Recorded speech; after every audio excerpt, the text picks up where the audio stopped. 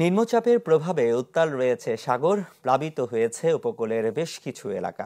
কক্সবাজারে ভেঙে গেছে মেরিন ড্রাইভের বেশ কিছু অংশ। এ বিষয়ে আরো জানাতে যোগ দিচ্ছেন আজিম নিহাদ। আজিম,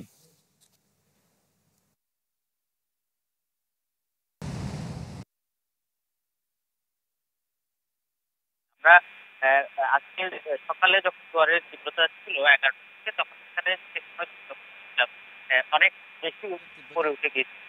তখন সেখানে সে সময় যেটি লক্ষ্য করছিলাম, অনেক বেশি উপরে উঠে গিয়েছিল পানি। ফলে এই যে জায়গাটি দেখতে পাচ্ছেন সেটি আসলে জিওটিউব যে বসানো হয়েছে সেটির অনেক ভেতরে, সেখানে এসে পানি প্রবেশ করে এই পুরো জায়গাটি ভেঙে গেছে এবং এখানে শত শত ঝাউ গাছ উপড়ে পড়েছে। এবং এটি মূলত কক্সবাজারের যে জনপ্রিয় একটি ট্যুরিজম স্পট রয়েছে লাবণী পয়েন্ট, সেই লাবণী পয়েন্টের উত্তর পাশ থেকে শুরু করে নাজির টেক পর্যন্ত বিভিন্ন পয়েন্টে এভাবে শত শত গাছ কিন্তু উপড়ে পড়েছে এবং এখানে ভেঙে অনেকটা ভেতরে চলে যাচ্ছে। ফলে শৈবাল সহ বেশ কিছু পর্যটনের স্থাপনা ঝুঁকির মধ্যে পড়েছে এবং এটি যদি দ্রুত মেরামত করা না হয় তাহলে ভেঙে আরও স্টেডিয়ামের যে জায়গাটি আছে সেদিকেও চলে যেতে পারে।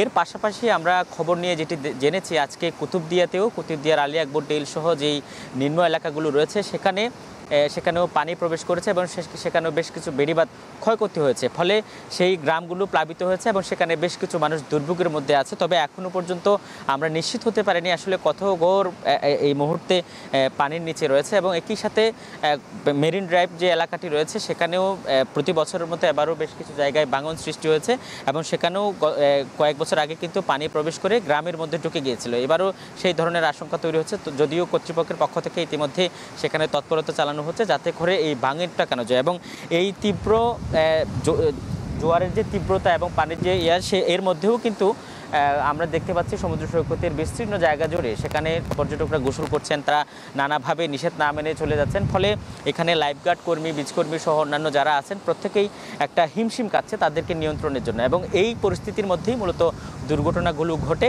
এই দুর্ঘটনার জন্য তারা যেটি বলছেন যে পর্যটকদের আরও বেশি সচেতন হওয়া উচিত। এ ছিল আমার কাছে এখান থেকে সর্বশেষ। আজিম, ধন্যবাদ আপনাকে। দর্শক, নিম্নচাপের প্রভাবে উত্তাল রয়েছে সাগর, প্লাবিত হয়েছে উপকূলের বেশ কিছু এলাকা। এ বিষয়ে কক্সবাজার থেকে আরো জানাচ্ছিলেন আজিম নিহাদ।